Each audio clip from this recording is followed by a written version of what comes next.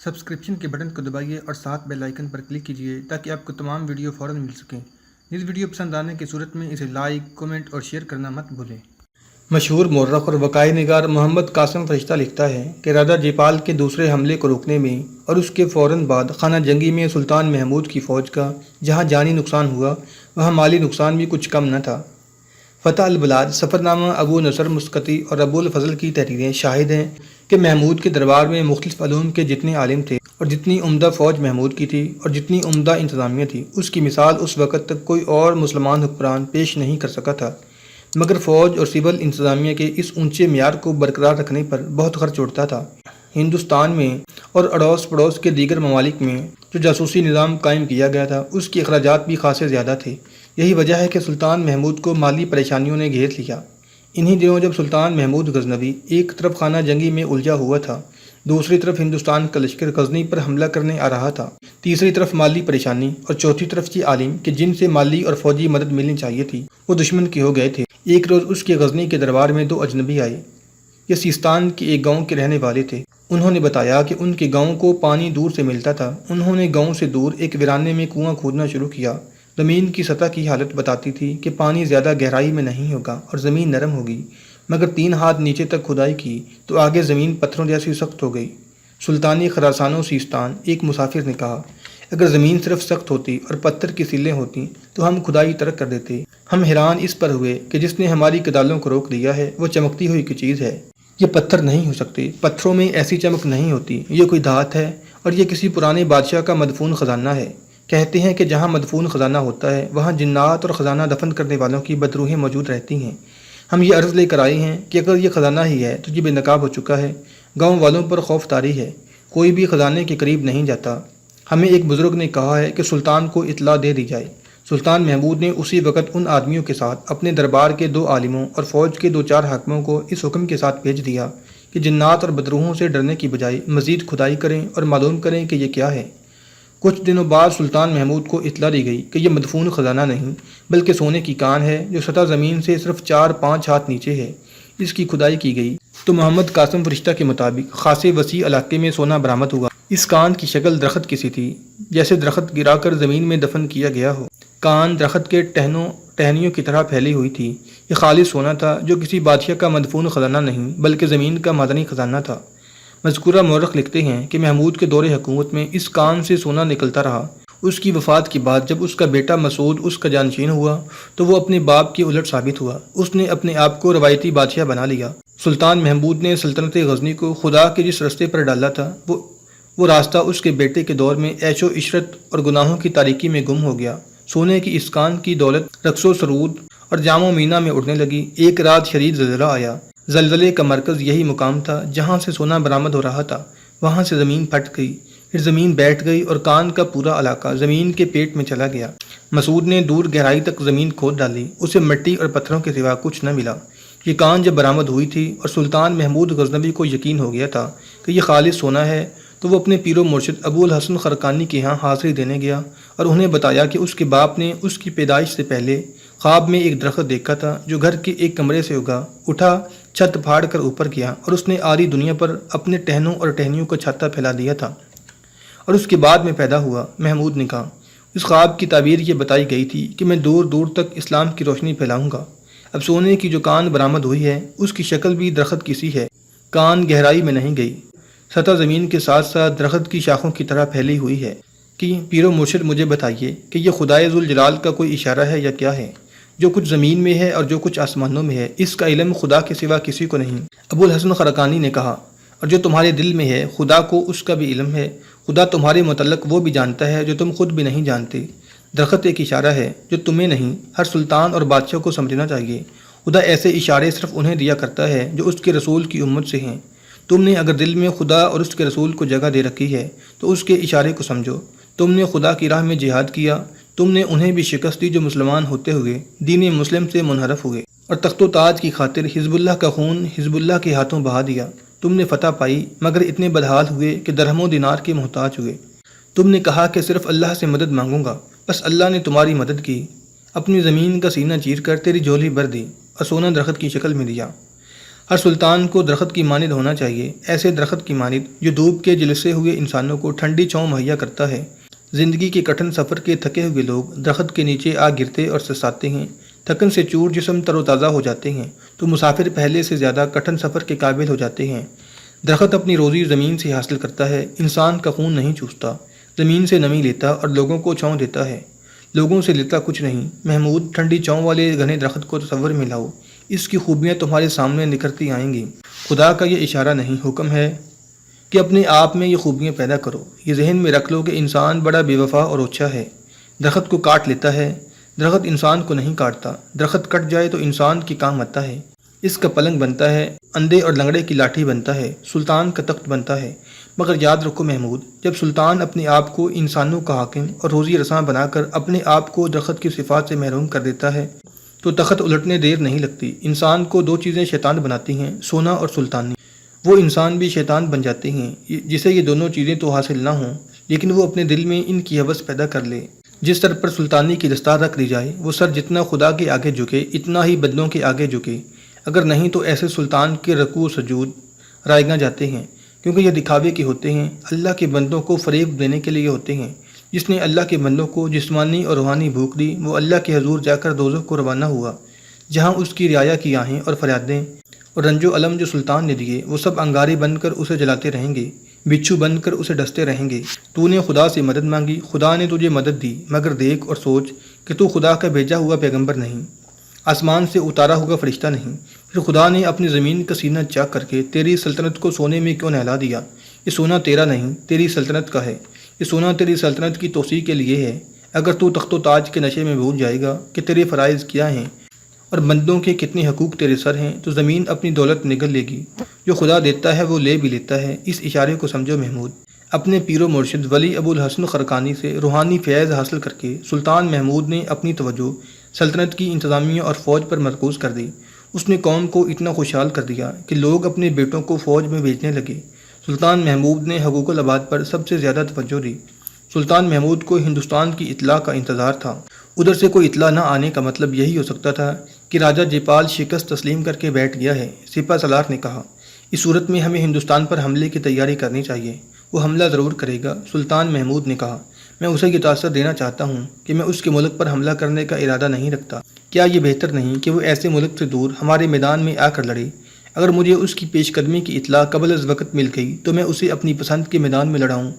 اب تک لاہور سے کسی نہ کسی کو آ جانا چاہیے تھا۔ سپہ سالار نے کہا، ہمارے آدمی پکڑے نہ گئے ہوں، چند دن اور انتظار کر لو۔ سلطان محمود نے کہا، اگر کوئی اطلاع نہ آئی تو میں یہیں سے آدمی بھیج دوں گا۔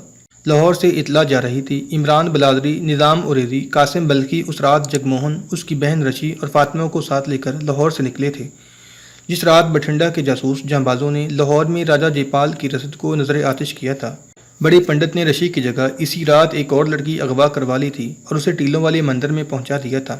یہ لڑکی ہوش میں تھی، سب کو دیکھتی تھی، اسے جو کہتے تھے وہ کرتی تھی۔ ایک پنڈت اس کی آنکھوں میں آنکھیں ڈال کر کہتا رہتا تھا، مجھے اندرا دیوی کے چرنوں میں قربان کر دو، مہاراج جیپال کے ماتھے پر میرے خون کا تلک لگا دو، میرے خون کی چمک دشمن کو اندھا کر دے گی۔ یہ ایک پراسرار سا عمل تھا جس میں سے لڑکی کو گزارا جا رہا تھا۔ اس کے گرد اسی کی عمر کی لڑکیاں ناچتی اور گاتی رہتی تھیں۔ لڑکی کو خاص قسم کی غذا دی جاتی تھی اور اسے کوئی ایسی چیز کھلائی جاتی تھی جس کی اثر سے اس کا ذہن اپنے قبضے میں نہیں رہا تھا۔ 3-4 دنوں بعد اس نے وہی کہنا شروع کر دیا جو اس کے ذہن میں ڈالا جاتا رہا تھا۔ وہ مکمل طور پر ہپناٹائز ہو چکی تھی۔ ایک روز راجہ جیپال کو پنڈت ٹیلوں والے مندر میں لے گئے۔ اسے پنڈتوں اور سادھوؤں کے جلوس میں مندر کے اندر کئی ہاتھوں والی دیوی کی بت کے آگے لے جا کر دو زانوں بٹھا دیا گیا۔ مندر کی کمواریوں نے اس پر پھول نچھاور کیے، پنڈتوں نے بھی بھجن گائے۔ لڑکی کو ایسے لباس میں راجہ کے سامنے لایا گیا جس میں وہ پری لگتی تھی۔ لڑکی نے بازو پھیلا کر کہا، مجھے اندرا دیوی کے چرنوں میں قربان کر دو، مہاراجہ جیپال کے ماتھے پر میرے خون کا تلک لگاؤ۔ لڑکی نے اس عمل کے زیر اثر جو اس پر کیا جاتا تھا سر جھکا دیا۔ ایک پنڈت نے راجہ جیپال کی نیام سے تلوار نکالی، اسے راجہ کے سر پر پھیرا اور ایک ہی وار سے لڑکی کا سر اس کے تن سے جدا کر دیا۔ مندر کے گھڑیال اور گھنٹیاں بجنے لگے۔ تمام پنڈت، سادھو اور لڑکیاں ہاتھ جوڑ کر دیوی کے بت کے آگے جھک گئیں۔ بڑے پنڈت نے لڑکی کے خون میں انگلی ڈبو کر راجہ جیپال کے ماتھے پر خون کا تلک لگا دیا۔ راجہ جب ان پر اسرار اور ڈرونے ٹیلوں سے باہر آیا تو اس کی گردن تنی ہوئی تھی اور چہرے پر ایسی رونق جیسے اس نے غزنی کی سلطنت فتح کر لی ہو اور محمود غزنوی نے اس کے آگے ہتھیار ڈال دیے ہوں۔ اس نے اسی روز جلے ہوئے سامان کی کمی پوری کرنے کے احکام جاری کر دیے، جو اتنے سخت تھے کہ اس کی ریاست کے گھر خالی ہو گئے۔ کسانوں کے ہاں اتنا ہی اناج رہنے دیا گیا کہ وہ صرف زندہ رہ سکیں۔ ہندو رعایتوں پہلے ہی راجا کا خزانہ بھر رہی تھی۔ مندروں میں پنڈتوں نے لوگوں کے دلوں میں اسلام کے خلاف ایسی نفرت بھر دی تھی کہ اسے مذہب کا فریضہ اور جنون بنا دیا گیا تھا۔ ہندو عورتوں نے زیورات تک راجا کو دے دیے۔ راجا خود ہندو ریاستوں کے مہاراجوں سے ملنے اور فوجی مدد لینے کو نکل کھڑا ہوا۔ اس نے جیسے قسم کھا لی تھی کہ اب کہ وہ شکست کھا کر نہیں آئے گا اور غزنی کو ہر قیمت پر اپنی راجدھانی بنائے گا۔ عمران کا قافلہ، جس میں نظام اوریری، قاسم بلخی، جگموہن، رشی اور فاطمہ شامل تھے، رابی پار کر کے رات بھر چلتا رہا اور وہ لاہور سے بہت دور نکل گئے۔ عمران جاسوس تھا، راستوں سے واقف تھا، اپنے قافلے کو عام راستے سے دور ہٹ کر لے جا رہا تھا۔ ایک گھنے جنگل میں صبح طلوع ہوئی، رشی گھوڑے پر ہی سو گئی تھی۔ عمران نے سب کو وہیں آرام کے لیے روک لیا۔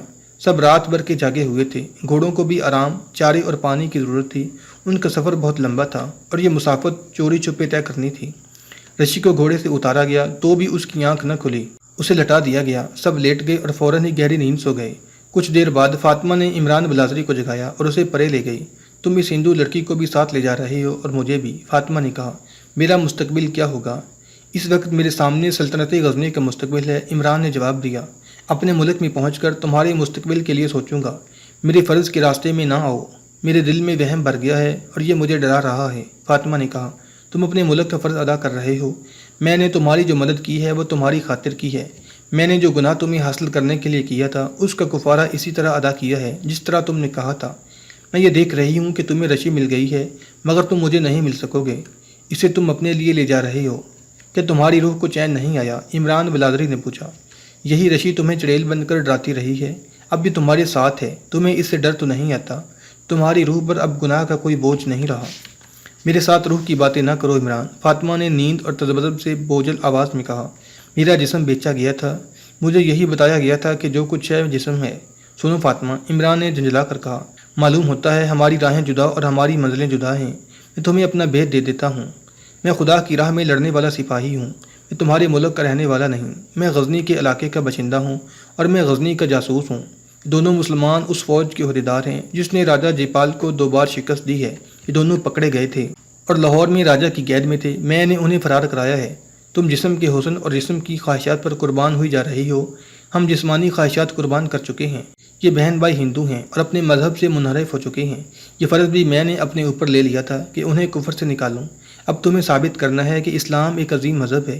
اب جسم کی باتیں چھوڑ دو، ہم دشمن کے ملک سے گزر رہے ہیں، موت ہمارے تعاقب میں ہے، تمہیں اپنے مذہب کی عظمت پر قربان ہونے کے لیے تیار رہنا چاہیے۔ عمران جذباتی انداز سے حقیقت کی باتیں کر رہا تھا، مگر فاطمہ کے چہرے پر اکتاہٹ سی تھی، جیسے عمران کی بات اس کی سمجھ سے بالا ہو، وہ سمجھنا ہی نہ چاہتی ہو۔ اس کے خیالوں میں اپنا ماضی تھا جس میں وہ عمران کے حال اور غزنی کے مستقبل کو فنا کرنے پر تلی ہوئی تھی۔ اس نے کوئی بات کی تو دیکھا کہ عمران اس کی طرف متوجہ نہیں، اس کی نظریں اپنے سامنے کہیں اور جمی ہوئی تھیں۔ عمران کے منہ سے سرگوشی نکلی، رشی، اور وہ اٹھ کر چل پڑا۔ فاطمہ نے دیکھا رشی آہستہ آہستہ اس طرح چلی آ رہی تھی جیسے خواب میں چل رہی ہو۔ عمران آہستہ آہستہ چلتا اس کی طرف گیا۔ رشی نے قریب آ کر باہیں عمران کے گلے میں ڈال دیں، پھر چہرہ اس کے سینے سے لگا کر بچے کی طرح گال اس کے سینے سے رگڑنے لگی۔ عمران نے اس کا سر اٹھایا، فاطمہ قریب بیٹھی دیکھ رہی تھی اور اس کا خون کھول رہا تھا۔ میں کہاں تھی؟ رشی نے حیرت زدہ سرگوشی کی۔ تم کہاں تھی؟ ہم کہاں ہیں؟ میرا بھائی اور 2 آدمی وہاں پڑے ہیں، وہ زندہ ہیں۔ اس نے فاطمہ کو دیکھا تو عمران سے الگ ہو کر بولی، یہ کون ہے؟ تمہاری بہن تو نہیں ہو سکتی، اسے کہاں سے لائی ہو؟ ہوش ٹھکانے کر دو رشی، سب کچھ بتاؤں گا، عمران نے کہا اور اسے بٹھا لیا۔ ہم تمہیں پنڈتوں سے چھین لائے ہیں، یاد آ گیا ہے، رشی نے کہا۔ مجھے پنڈت دیوی پر قربان کرنے کے لیے لینے آئے تھے، پھر معلوم نہیں کیا ہوا تھا۔ وہ کہاں ہیں؟ میں شاید خواب دیکھ رہی ہوں۔ اس لڑکی کا نام فاطمہ ہے، عمران نے کہا۔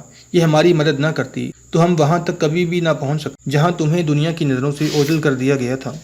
عمران بلازری نے اسے تفصیل سے بتا دیا کہ اسے پنڈت کس طرح اور کہاں سے لے گئے تھے اور اسے وہاں سے آزاد کرانے کے لیے کس طرح فاطمہ کو استعمال کیا گیا تھا۔ عمران نے یہ بھی اسے بتا دیا کہ فاطمہ ایسے بوڑھے خاوند سے بھاگی ہے جس کی پہلے ہی 2 بیویاں ہیں۔ رشی کو فاطمہ اس لحاظ سے تو اچھی لگی کہ اس نے اسے موت کے منہ سے بچایا ہے، مگر اس کی عمر، اس کی شکل و صورت اور جسم کا حسن دیکھ کر رشی کے دل میں عمران کے متعلق وسوسے پیدا ہو گئے۔ وہ فاطمہ کو شکی نگاہوں سے دیکھنے لگی۔ اتنے میں نظام اوریری اور جگموہن آ گئے، وہ رشی کو ڈھونڈ رہے تھے۔ رشی کے دماغ سے اس دوائی کا اثر اتر چکا تھا جو اسے ٹیلوں والے مندر میں پلائی جاتی رہی تھی۔ اسے بالکل یاد نہیں تھا وہ کہاں رہی ہے اور اس کے ساتھ کیا سلوک ہوتا رہا ہے۔ دوستو، عمران نے کہا، ہمارے سامنے بڑی ہی لمبی اور بڑی خطرناک مسافت ہے۔ میرے پاس سونے کے کچھ سکے ہیں جو راستے میں کام آئیں گے، لیکن ہم جنگل سے ہی پانی اور خوراک حاصل کرنے کی کوشش کریں گے۔ تم نے مجھے بتایا تھا کہ رشی مل گئی تو ہم واپس نہیں آئیں گے، جگ موہن نے کہا۔ اس لیے میں گھر سے بہت کچھ چرا لایا ہوں۔ اس نے کپڑوں کے نیچے کمر بند کے ساتھ بندھی ہوئی ایک تھیلی کھولی۔ اس میں نقدی کے علاوہ رشی کے زیورات تھے۔ فاطمہ کو بھی عمران نے کہا تھا کہ وہ اسے اپنے ساتھ لے جائے گا، اس لیے وہ بھی نقدی اور زیورات اپنے ساتھ لے آئی تھی۔ نظام اوریزی نے مسلمانوں کے دستور کے مطابق عمران کو امیر کارواں قرار دے دیا اور یہ کہا کہ یہ تمام تر زادرہ عمران کے حوالے کر دیا جائے اور اب منزل تک اسی کا حکم چلے گا۔ سب نے یہ فیصلہ منظور کر کے نقدی اور زیورات عمران کے حوالے کر دیے۔ یہ اچھا خاصا خزانہ تھا، اس میں چاندی کے سکے بھی تھے۔ وزن اتنا تھا جو کمر بند کے ساتھ باندھ کر نہیں اٹھایا جا سکتا تھا۔ یہ چمڑے کی ایک تھیلی میں ڈال دیا گیا اور تھیلی عمران نے اپنی تحویل میں لے لی۔ اس نے سب کو خبردار کر دیا کہ راستے میں ڈاکوؤں کا خطرہ ہے۔ اس تھیلی کے علاوہ ڈاکوؤں کے لیے دوسری کشش دو لڑکیوں کی تھی جو عمر اور حسن کے لحاظ سے ہر کسی کی نظروں کو گرفتار کر لیتی تھیں۔ ڈاکوؤں اور ہزنوں اور راجا کے مخبروں سے بچنے کا طریقہ یہ تھا کہ رات کو سفر کیا جائے۔ چونکہ غزنی جلدی پہنچنا تھا اس لیے کم سے کم آرام اور قیام کرنا تھا۔ سورج غروب ہو گیا تو وہ چل پڑے۔ فاطمہ عمران کے پیچھے سوار ہوئی اور رشی جگ موہن کے پیچھے۔ چلتے چلتے قاسم بلخی نے اپنا گھوڑا پیچھے کر لیا۔ اس کی مجبوری یہ تھی کہ وہ اپنی زبان کے سوا اور کوئی زبان نہیں سمجھتا تھا۔ نظام اوریزی کی بھی یہی مشکل تھی۔ صرف عمران تھا جو ان کی زبان سمجھتا اور بولتا تھا، اور وہ ہندوستان کی زبان بھی اپنی مادری زبان کی طرح روانی سے بول سکتا تھا۔ بلخی کو پیچھے ہٹتا دیکھ کر نظام اوریزی نے بھی گپ شپ لگانے کے لیے اپنا گھوڑا پیچھے کر کے قاسم بلخی کے ساتھ کر لیا۔ بلخی نے گھوڑا اور آہستہ کر کے عمران وغیرہ سے زیادہ فاصلے پر کر لیا۔ کیا تم اس عمران پر اعتماد کر سکتے ہو جو دو جوان لڑکیاں اپنے ساتھ لے جا رہا ہے؟ قاسم بلخی نے اوریزی سے پوچھا۔ تم نے اتنا زیادہ خزانہ بھی اس کے حوالے کر دیا ہے۔ یہی دو چیزیں انسان کا ایمان برباد کر دیا کرتی ہیں، سونا اور حسین عورت۔ اگر عمران قابل اعتماد نہ ہوتا تو ہمیں فرار کرانے کی بجائے اس ہندو لڑکی کو پنڈتوں کے قبضے میں جانے سے پہلے ہی اپنے ساتھ لے کر لاہور سے غائب ہو گیا ہوتا، نظام اوریزی نے کہا۔ فاطمہ کو اس نے غیر معمولی دانشمندی سے استعمال کیا ہے۔ چونکہ یہ لڑکی اپنے خاوند سے بھاگنا چاہتی تھی اس لیے عمران نے سلطنت کے فائدے کے پیش نظر فاطمہ کو خاوند سے نجات دلائی۔ ان دونوں لڑکیوں کا غزنی کی سلطنت کے نفع نقصان کے ساتھ کیا تعلق ہے؟ قاسم بلخی نے کہا۔ یہ اس شخص کی عیاشی کا ذاتی انتظام ہے اور اس کے اخراجات یہ سلطنت کے خزانے سے پورے کر رہا ہے۔ مجھے اس پر اعتماد نہیں۔ تم نے یہ بھی نہیں سوچا کہ فاطمہ خاوند والی عورت ہے، جب تک طلاق نہ لے اس کی شادی کسی اور کے ساتھ نہیں ہو سکتی۔ تم دیکھ لینا عمران اسے اپنی داشتہ بنا لے گا اور اس ہندو لڑکی کو مسلمان کر کے اس کے ساتھ شادی کر لے گا۔ مجھے تمہاری باتوں سے بد اعتمادی کی نہیں حسد کی بو آ رہی ہے، نظام اوریزی نے کہا۔ تم اپنا دھیان ان لڑکیوں سے ہٹا لو۔ تمہیں شاید احساس نہیں کہ قید سے ہماری رہائی ہماری کتنی بڑی خوش نصیبی ہے۔ ہمیں اس کافر راجا کے قید خانے میں تڑپ تڑپ کر مرنا تھا۔ مجاہد میدان جنگ میں مرنے کے لیے پیدا ہوتے ہیں۔ ہمیں غزنی پہنچ کر اپنی فوج میں شامل ہونا اور ہندوستان کے خلاف جہاد کرنا ہے۔ عمران کسی داشتہ کو رکھتا ہے، کسی کے ساتھ شادی کرتا ہے، ہمارا اس کے ساتھ کوئی تعلق نہیں ہونا چاہیے۔ ہم فوج کے عہدیدار ہیں، قاسم بلخی نے کہا۔ عمران کا رتبہ ہم سے کم ہے، میں اس کے ذاتی کردار کی اصلاح کر سکتا ہوں۔ ہم اسے اس سفر میں اپنا امیر مقرر کر چکے ہیں، نظام اوریزی نے کہا۔